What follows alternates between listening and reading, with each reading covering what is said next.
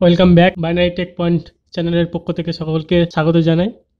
তো আজকে আমরা নতুন একটা পর্বে নিয়ে চলে এসেছি, যেখানে আমরা জানবো যে কিভাবে এইচটিএমএলের মধ্যে বা একটা ওয়েব ব্রাউজারের মধ্যে ইমোজি ইনসার্ট করতে পারবো, ইনসার্ট করে এবং ওয়েব পেজে সেটাকে রিপ্রেজেন্ট করতে পারবো, সেই বিষয়ে আজকের কথা বলবো। আর এই ভিডিওটা দেখার পরে তোমরা সম্পূর্ণভাবে ক্লিয়ার হয়ে যাবে যে কিভাবে আমরা এটাকে ইনসার্ট করব এইচটিএমএল বা একটা ওয়েব পেজের মধ্যে।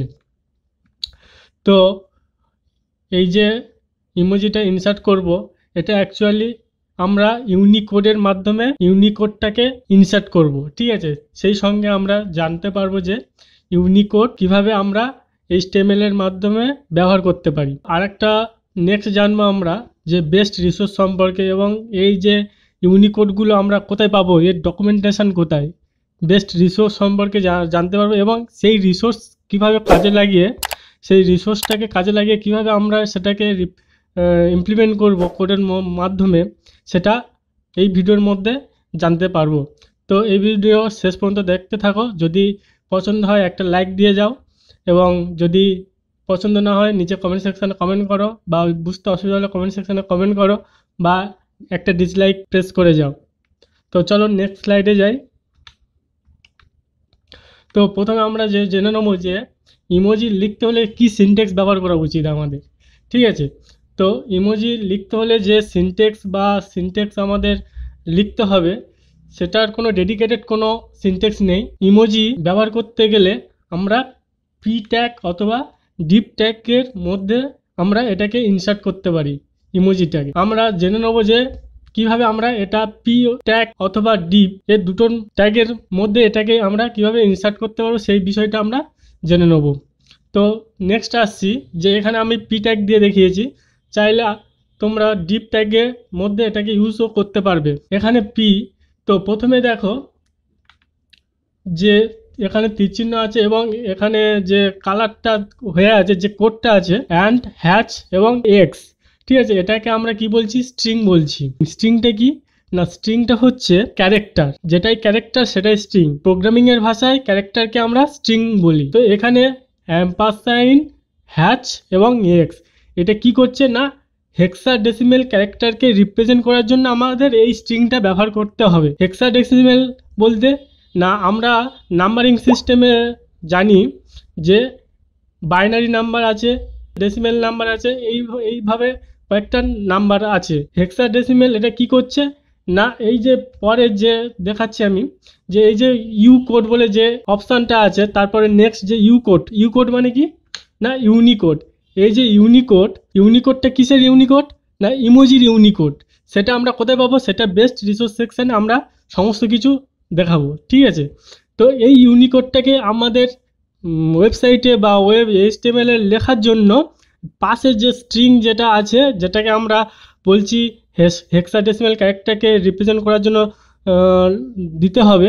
তো ওটা দিয়ে আমরা এই ইউনিকোডটা অ্যাড করে তার পাশে যে সেমিকোলনটা আছে ওটা কিন্তু অবশ্যই দিতে হবে। তো তাহলে একটা ইমোজির ইউনিকোডটাকে লেখার জন্য তার পাশে ওই যে অ্যান্ড, হ্যাচ এবং এক্স দিয়ে এটাকে আমরা রিপ্রেজেন্ট করব। আশা করি এটুকু সকলেই ক্লিয়ার হয়েছে যে কিভাবে আমরা একটা ইমোজির ইউনিকোডটাকে আমরা লিখতে পারি। তো আমরা নেক্সট একটা উদাহরণের সাহায্যে আমরা এটাকে পুরোটা একদম ক্লিয়ার হয়ে যাব। তো নেক্সট চলো দিয়ে একটা উদাহরণ দেখব। তো আমরা যদি এখানে ইনপুট হিসাবে পি ট্যাগের মধ্যে কোনো ইমোজিটাকে রিপ্রেজেন্ট করি, সেটা কীভাবে করব না, এইভাবে করতে হবে। দেখো এখানে প্রথমে বলেছিলাম যে ওই ইমোজির ইউনিকোডটাকে রিপ্রেজেন্ট করার জন্য অ্যান্ড, হ্যাচ এবং এক্স দিয়েই তারপরে ওই কোডটা দিতে হবে। তো আমি ঠিক সেই রকমইভাবে এখানে একটা ইমোজিকে প্রিন্ট আউট করার জন্য, তো প্রথমে আমি অ্যান্ড, হ্যাচ এবং এক্স দিয়ে রিপ্রেজেন্ট করেছি, যেটা হচ্ছে স্ট্রিং, নিচে আছে দেখতে পাচ্ছ। এবং নেক্সট যেটা আছে ইউনিকোড, এইখানে দেখো 1F444D, এটাকে আমরা ইউনিকোড বলে। ইউকোড মানে ইউনিকোড, 1X444D। এটা আমরা কোথায় পাবো, এটা আমরা বেস্ট রিসোর্স সেকশানে বুঝতে পারবো। সেখানে অনেক কিছু আমরা ইউনিকোড সমস্ত যত রকমের ইমোজি আছে সেখানে আমরা সমস্ত রকমের ইমোজির ইউনিকোডগুলো দেখতে পাবো এবং সেগুলোর ব্যবহার ইউজ কেস সম্পর্কে আমরা দেখব। তো তারপরে এটা হয়ে যাওয়ার পরে লাস্টে এই যে শেষে সেমিকলন, এটা কিন্তু মাস্ট দিতেই হবে, তা নাহলে ইমোজি প্রিন্ট হবে না, ঠিক আছে। তারপরে আছে দিস ভিডিও। তো এটা যখন ব্রাউজারের কাছে যাবে সেটা প্রসেসিং করে কি আউটপুট আসবে সেটা একটু দেখে নিই। তো এখানে দেখো আউটপুটটা আমাদের চলে এসছে, কি এসছে না এই যে থামস আপ একটা লাইকের this video, like this video. তো আশা করি এটুকুই সকলের ক্লিয়ার হয়েছে, যদি না হয় নিচে কমেন্ট সেকশনে কমেন্ট করো। তো এটা একটু ভিজুয়াল স্টুডিও কোডে গিয়ে আমরা সেটাকে একটু দেখে নেব। তো ভিজুয়াল স্টুডিও কোড আমি এখানে ওপেন করলাম। তো এখানে আমরা প্রথম পি ট্যাগ নিয়ে নেব। পি ট্যাগের মধ্যে অ্যান্ড হ্যাচ ছোট হাতের এক্স নিলাম, নিয়ে ওখানে কি ছিল ইউনিকোড 1F44D। তো এখানে লিখব 1F44D, সরি এখানে এফটা বড় হাতের।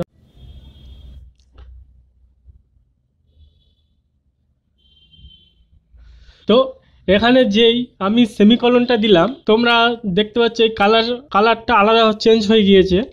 তো এবারে নেক্সট আমরা দেবো যে দিস ভিডিও, ঠিক আছে, সেভ করলাম আমি এটাকে। এবারে গো লাইভে আমি ক্লিক করলাম।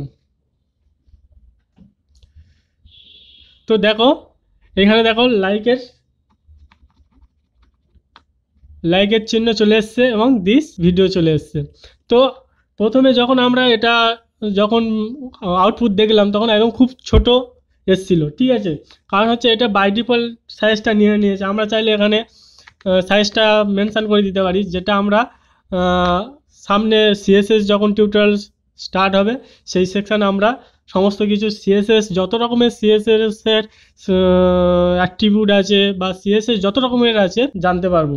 তো সেটা একটু আমি এখানে দেখিয়ে দিচ্ছি কিভাবে আমরা সাইজটাকে ছোট বড় করতে পারবো। এখানে দেখো একদম 100% আমি রেখে দিলাম। তো এটার সাইজ আমরা যদি একটু বাড়াতে চাই তখন এখানে কি দিতে হবে, এখানে আমি ইনলাইন সিএসএস লিখছি, স্টাইল বলে দিতে হবে। স্টাইল কি দিতে হবে, এর ফন্ট সাইজ বাড়াতে হবে। তাহলে যেহেতু ফন্ট সাইজ বাড়াতে হবে তাহলে এর স্টাইলের নাম হবে ফন্ট সাইজ দেবো।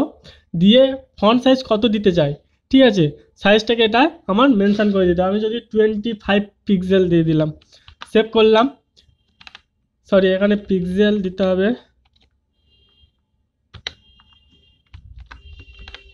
দেখো এখানে সাইজটা অটোমেটিক বড় হয়ে গেছে। যদি আমি এখানে দিয়ে দিই 50 পিক্সেল, সেভ করলাম, দেখো এখানে সাইজটা বড় হয়ে গেছে, ঠিক আছে। তাহলে আমরা জানতে পারলাম যে কীভাবে আমরা একটা ইমোজিটাকে ইনসার্ট করব এবং তার সাইজটা কীভাবে আমরা ইনক্রিজ করতে পারি, সাইজটাকে ফন্ট সাইজ কীভাবে বড় করতে পারি, চেঞ্জ করতে পারি, এটা একদম পুরোপুরি ক্লিয়ার হয়ে গেল। নেক্সট জানবো যে বেস্ট রিসোর্স সম্পর্কে জানবো এবং এই রিসোর্সটাকে কাজে লাগিয়ে এর বিভিন্ন ধরনের ইউজ কেস আছে, কী ধরনের আরও বিভিন্ন রকমের কোড আছে, সেই কোড একসাথে 2-3টে কোড আছে, সেই কোডগুলো কীভাবে তোমরা কাজে লাগাবে। তো চলো বেস্ট রিসোর্স সেকশানে গেলে আমরা ব্রাউজারটাকে ওপেন করে নিই। এখানে আমি এজ ব্রাউজার ব্যবহার করছি। তো এজ ব্রাউজার ব্যবহার করে এখানে আমরা লিখে নেব বিং বলে লিখব, বিং সার্চ ইঞ্জিনটাকে এখানে নিয়ে আসবো। বিংয়ে ঢুকলাম, বা তোমরা গুগল ক্রোমের মাধ্যমে বিং সার্চ করে সেটাকে তোমরা এখানে লিখতে পারো। এখানে লিখবে HTML beginner to advanced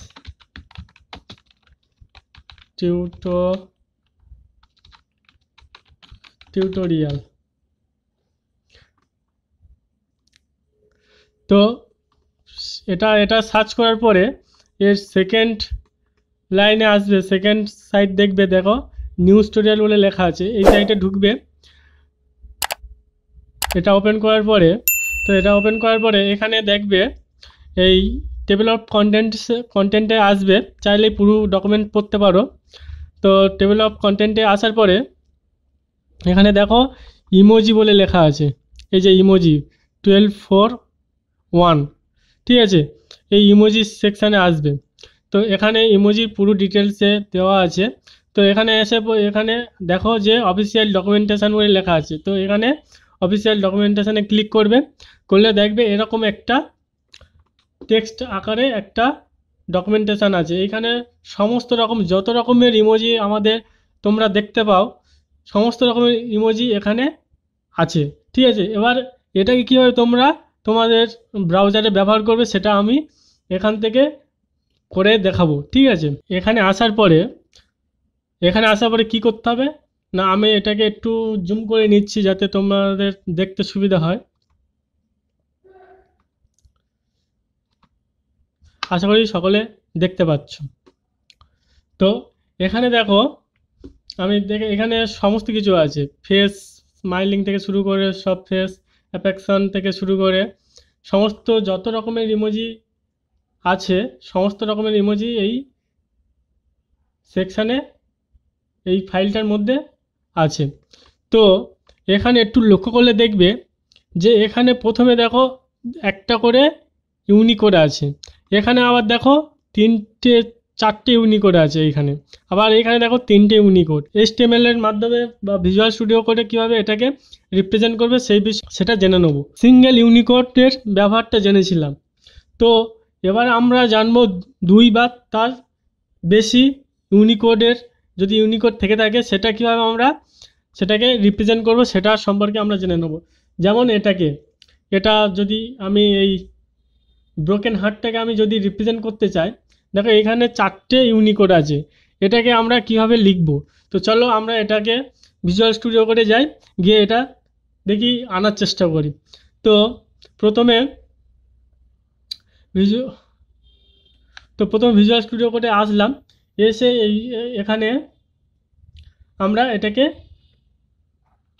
মুছে দিলাম, দিয়ে এবারে ওটাকে আনার চেষ্টা করব। দেখো তো ব্রোকেন হার্ট কোথায়, এটা একবার দেখে নিই, সরি ব্রোকেন হার্ট নয়, এর নিচে হার্ট ফায়ার। তো এইটাকে আমরা লিখব, প্রথমে আছে 2764, দেখো 2764 এটা আছে 1, 2, 3, 4, 5, 6টা ফাইলের মধ্যে আছে। একটা নাম্বার দিয়ে সব ইমোজি তো রিপ্রেজেন্ট করা যায় না, এই জন্য এই 4টে বা 3টে করে ইউনিকোড তোমরা দেখতে পাচ্ছ, ঠিক আছে। তো প্রথমে 2764 লিখবো আমরা।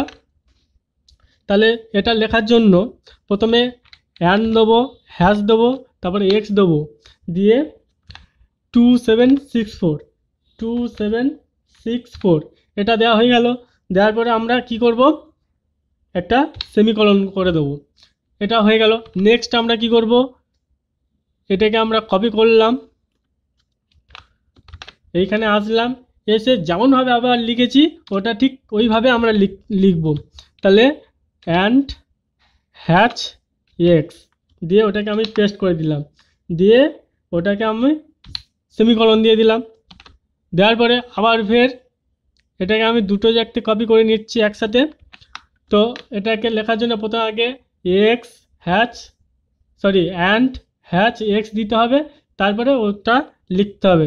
তো প্রথমে আমি দেবো অ্যান্ড হ্যাচ এক্স দিয়ে পেস্ট করে দিলাম, দিয়ে এখানে একটা সেমিকলন দিয়ে দিলাম।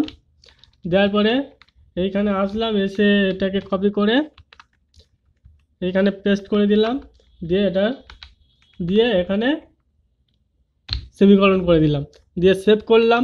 করে দেখি চলো এখানে কি দিয়ে খাচ্ছে, দেখো এখানে ইমোজিটা চেঞ্জ হয়ে গিয়েছে। তো আশা করি এটুকু সকলে বুঝতে পেরেছে যে কীভাবে আমরা একটা ডকুমেন্টেশন থেকে আমরা কিভাবে এটাকে রিপ্রেজেন্ট করতে পারি। তো এখানে প্রচুর আছে, যত রকমের ইমোজি আছে সমস্ত কিছু এখান থেকেই পেয়ে যাবে, ঠিক আছে। সমস্ত রকমের ইমোজি এখান থেকেই পেয়ে যাবে। এখানে দেখো কতগুলো করে ইউনিকোড আছে, এখান থেকে পেয়ে যাবে। নেক্সট চলো কি আছে দেখে নিই। তো বেস্ট রিসোর্স সম্পর্কে আমরা অলরেডি জেনে গিয়েছি। তো নেক্সট থ্যাংক ইউ এত দূর পর্যন্ত দেখার জন্য। চ্যানেলে নতুন হয়ে থাকলে চ্যানেলটিকে সাবস্ক্রাইব করো এবং পাশের থাকা বেল আইকনটিকে ক্লিক করে দিতে পারো এবং ফেসবুকে পেজে ফলো করতে পারো। তো কোনো বুঝতে অসুবিধা হলে নিচে কমেন্ট সেকশানে কমেন্ট করো এবং আমাদের টেলিগ্রাম চ্যানেলে সেখানে গিয়ে প্রবলেম যে কোনো প্রবলেমে মেসেজ করতে পারো, সঙ্গে সঙ্গে রিপ্লাই দেওয়ার চেষ্টা করব যতটা সম্ভব। তো থ্যাঙ্কস ফর ওয়াচিং।